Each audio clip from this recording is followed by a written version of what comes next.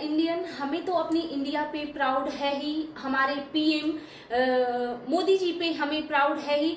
But क्या आपको पता है कि हमारे जो नेबर कंट्री के लोग हैं वो हमारे कंट्री के बारे में, हमारी लैंग्वेज के बारे में, हमें हमारे फ्रीडम ऑफ स्पीच के बारे में, स्पेशली हमारे बिहार के बारे में क्या सोच रखते हैं? क्या आप जानने में इन चीज़ों को इंटरेस्टेड हैं? एक्चुअली एक चैनल मैं काफ़ी टाइम नहीं, मैं काफ़ी ईयर बोलूँगी, फॉलो करती हूँ, रियल एंटरटेनमेंट। तो उसमें एक भाई साहब हैं जो हमेशा उनके हर वीडियो में, आई थिंक ऑलमोस्ट वीडियो जितनी मैंने देखी है, हमेशा से इंडिया के बारे में बातें होती है और वो बहुत अच्छी बातें करते हैं हमारे देश के बारे में। तो ये हमारे लिए प्राउड की बात है और वाकई में हम हैं तारीफ करने लायक भारतवासी। तो और स्पेशली वो मोदी जी के फैन ही लगते हैं मुझे, बिकॉज हर जगह पे वो मोदी जी के लिए बहुत अच्छी लाइनें बोलते हैं। तो मैं उनको बहुत फॉलो करती हूँ, मैं देखती हूँ उनको। तो मैंने सोचा ना मैं इस पे वीडियो बनाऊं, क्योंकि वो जो भाई साहब हैं वो हमेशा पाकिस्तान के इलिटरेट लोगों के साथ कॉन्वर्सेशन करते हैं। मोस्टली मैंने वही देखा है, लेकिन एक पॉडकास्ट टाइप का ही कुछ था मैंने देखा, जिसमें एक पढ़ी लिखी महिला के साथ वो बात कर रहे थे। और फर्स्ट टाइम मैंने देखा कि अच्छा, पढ़ी लिखी जाहिल कैसे होते हैं। और समटाइम मेरे को ऐसा लग रहा था ना कि मैं कोई कॉमेडी शो देख रही हूँ, कपिल शर्मा का शो चल रहा था आई थिंक। तो बड़ा ना इंटरेस्टिंग सा लगा मुझे, तो इसी बारे में ये वीडियो है, तो आप लोग भी एंजॉय कीजिए। So hello everyone, I am Shweta, welcome back to my channel. तो इस चैनल को आप लोग भी देखिएगा, आप लोग भी एंजॉय कीजिएगा। तो सबसे पहले वो जो भाई साहब थे उन्होंने बात करी कि क्या पाकिस्तान और इंडिया के रिलेशनशिप अच्छे होने चाहिए। तो आप उनका आंसर सुनिए कि उनका क्या कहना है।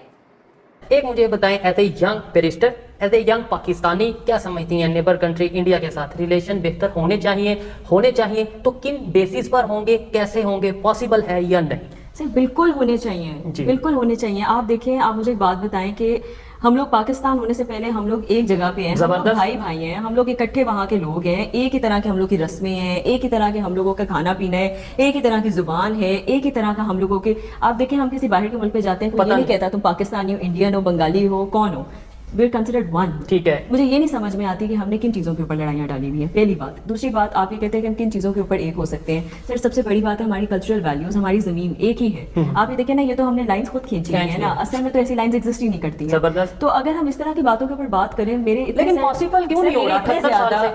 ज्यादा while I was studying in London, मेरे इतने ज्यादा इंडियन फ्रेंड्स हैं, and with all due respect, हम लोग इकट्ठे खाते हैं, पीते उठते हैं। वो ईदों में आ रहे थे, हमारे लोग इकट्ठे थे, हम लोग उनके साथ होली मना रहे थे। ऐसी बात नहीं, आप ऐसी बात कर रही हैं, होली मना रहे थे, आप पे फतवा भी लग सकते हैं। आप ये देखें, आपने बोला होली मना रहे थे। मेरा मुल्क एक ऐसा मुल्क है जो माइनॉरिटीज को सपोर्ट करता है, मेरा मुल्क ऐसा मुल्क है जो किसी किस्म की ज्यादती बर्दाश्त नहीं करता।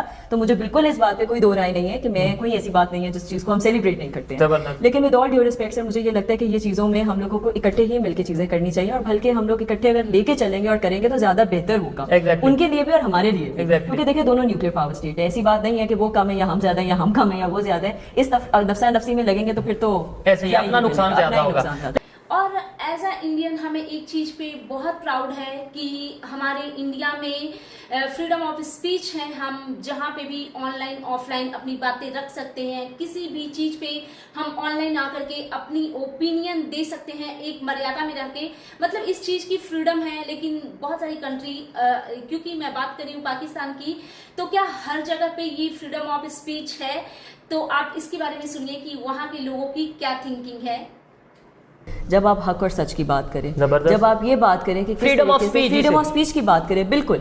लेकिन सर सोएब, मैं ये समझती हूँ कि फ्रीडम ऑफ स्पीच को भी आपने एक तरीके से लिमिट वहाँ करना होता है, जिस तरीके से हम कानून में पढ़ते हैं, जिस तरीके से हम डेवलपिंग इकोनॉमीज में देखते हैं, यूएस की इकोनॉमीज में देखते हैं, यूके की इकोनॉमीज में देखते हैं कि एक रिस्ट्रिक्शन होती है जहाँ पे आपने इंस्टीट्यूशंस के साथ उसको पाबंद करना होता है। कुछ ऐसे इदारे हैं आपके मुल्क के जिनके ऊपर मुझे ये लगता है कि एक हद के बाद बात करना इज नॉट राइट। और ये नहीं कि ये सिर्फ हम हम इन मुल्कों की बात करें, ये दुनिया जहान के अंदर ये चलता है, क्योंकि उस इंस्टीट्यूशन का भी एक अपनी नज़ाकत है, एक अपना तरीका है काम करने का, ठीक है, जिसको हमें नहीं। लेकिन आपके ख्याल से पाकिस्तान में फ्रीडम ऑफ स्पीच है, जिसे वाकई में फ्रीडम ऑफ स्पीच की एक डेफिनेशन है, क्या पाकिस्तान उस डेफिनेशन पे पूरा उतरता है? चाहे सोशल मीडिया देख लें, मेन स्ट्रीम मीडिया देख लें, या ओवरऑल पाकिस्तान की आम पब्लिक बात करते डरती है या ओपनली अपनी ओपिनियन देती है? सोएब, मैं इस बात पे ये कहूंगी कि मैं ये तो नहीं कहूंगी कि 100% पिक्चर क्लियर नहीं, आपको ओपनली बात करने, हमारे पॉडकास्ट में या हमारे इंटरव्यू में ये चीज मैं आपके साथ बिल्कुल इस बारे में ऑनेस्ट होकर बात करूंगी। बाहैसियत एक लॉयर, बाहैसियत एक barrister and advocating and practising lawyer, मैं ये समझती हूँ कि ऐसे बहुत ज़्यादा मौजू है जिनके ऊपर हम ओपनली बात नहीं कर सकते हैं, जो कि मैं अगर आपसे अपना ओपिनियन, अगर मैं आपको अपना ओपिनियन दूं तो मुझे ये लगता है कि शायद उस तरह के इदारों के ऊपर बात करने पे डिपेंड करता है कि आप उनके ऊपर पर्सनल अटैक्स करें या आप उन पे कंस्ट्रक्टिव, ये समझा जाता है। और अब क्योंकि इन्होंने इंडिया की करेंसी के ऊपर भी बात करी है और पाकिस्तान की करेंसी के ऊपर भी बात करी है, हमारे इंडिया के लैंग्वेज के ऊपर भी बात करी है, तो थोड़ा आप इसको देखिए।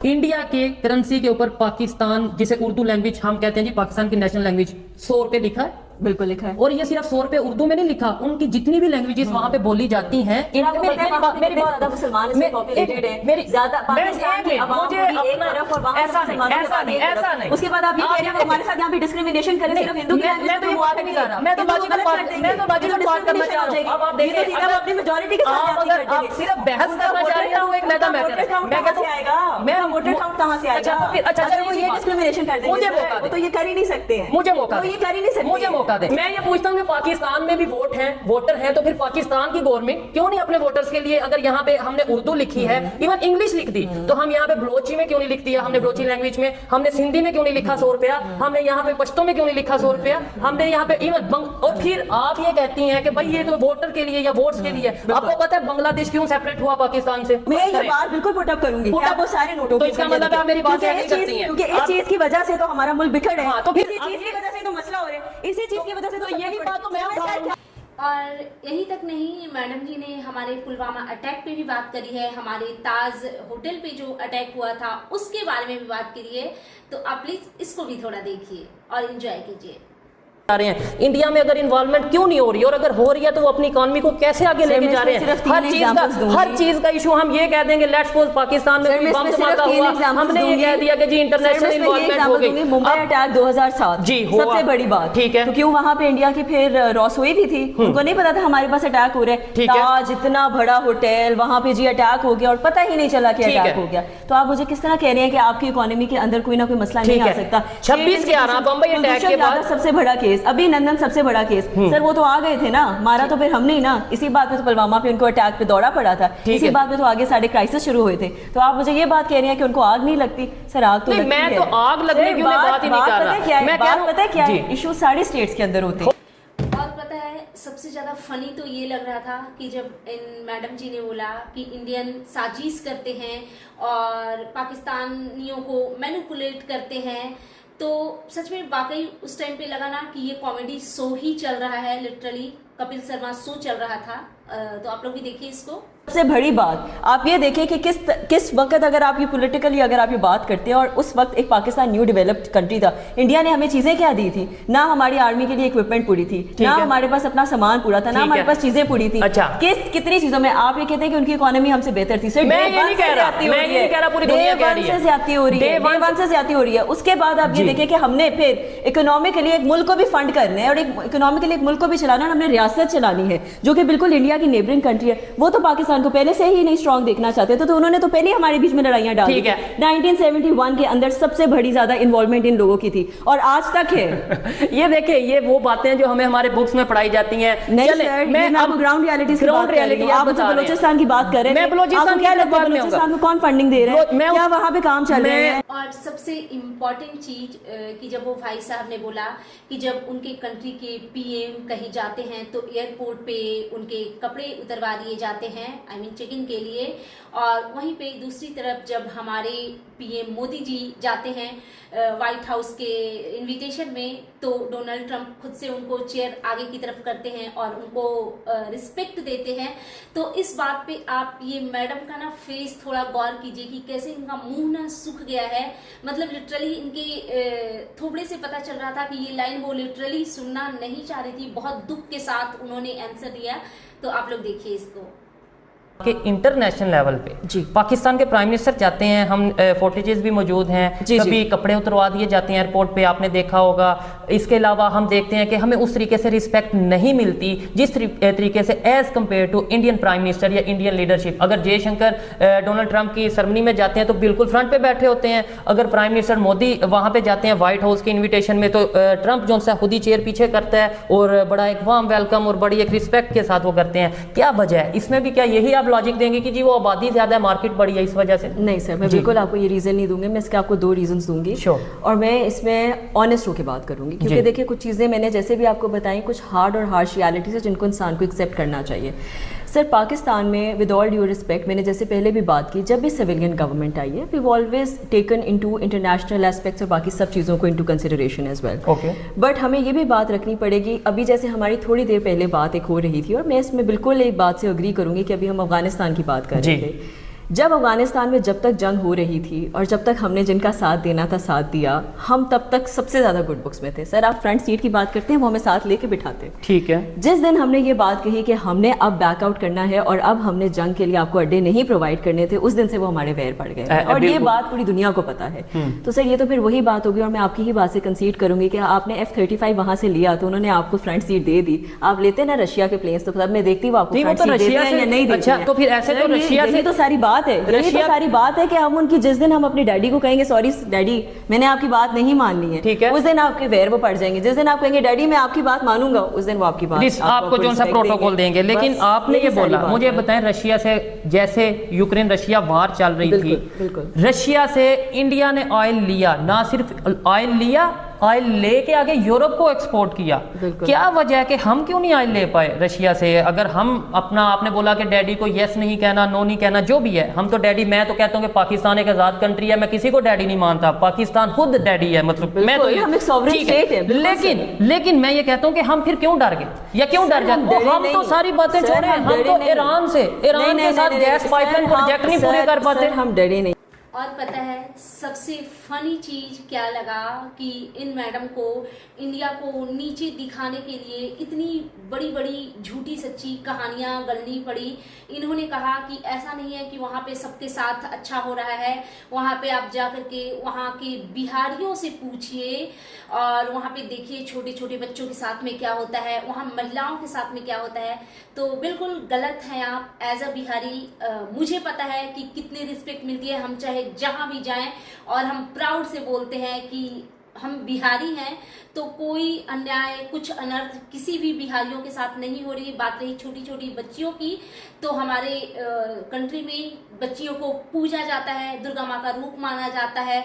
हम नवरात्रा में उनके पैर धोते हैं, उनकी आरती उतारते हैं, उनको पूजते हैं, तो एकदम माँ दुर्गा का रूप समझते हैं उनको। किसी भी बच्चियों के साथ कुछ भी गलत नहीं हो रहा है।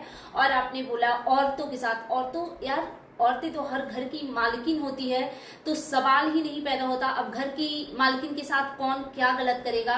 तो आई थिंक इनकी बातें बहुत ज़्यादा मुझे बेसलेस लगी, क्योंकि हमेशा से इस चैनल पे मैंने देखा था कि इलिटरेट लोगों से बात की जाती थी, लेकिन आज फर्स्ट टाइम एक पढ़ी लिखी महिला जो पाकिस्तान की बैरिस्टर है, एडवोकेट हैं, तो आप देखिए कि इनकी थिंकिंग कैसी है। एक छोटी सी बात इसके ऊपर मैं ऐड ऑन करना चाहूंगी। करेंसी छापने वालों ने छाप दिया लोगों के सामने एक इमेज रिसीव करने के लिए, ताकि आप जैसे लोग बैठ के या मेरे जैसे लोग बैठ के कहें वाह जी वाह, देखो जी इन्होंने बैलेंस के ऊपर बात की है। असल में ग्राउंड रियलिटी क्या हो रही है ये आप वहाँ के लोगों से जाके पूछें। आप असम और बिहार के लोगों से पूछे उनके साथ ज्यादतियाँ कितनी हो रही है। आप वहाँ के उन सूबों में जाके, उन प्रोविंसेस के ऊपर जाके जहाँ पे मुसलमान मेजोरिटी ज्यादा है, जहाँ पे उनके साथ ज्यादती होती है, जिन स्टूडेंट्स के साथ गलत होता है, जो बच्चियों के साथ गलत होता है, आप उनसे ये ज्यादती पूछे तो वो आपको बताएंगे कि उनके साथ कितने लेवल पे हो रही है। एक्चुअली कुछ ऐसा होता है ना, कहावत होता है ना कि हम जैसा खाते हैं हम वैसी सोच रखते हैं। तो आई थिंक पाकिस्तान के ना अन्न के दानों में ही कुछ है, अन्नपूर्णा ही वहाँ के कुछ अलग हैं। और लास्ट में बस मैं यही कहूंगी, हिंदू मुस्लिम सिख ईसाई, हिंदू मुस्लिम सिख ईसाई आपस में सब है भाई भाई। हमें बचपन से स्कूल में, घर में, माँ के द्वारा, गुरु के द्वारा यही सिखाया गया है। So that's it, bye bye guys.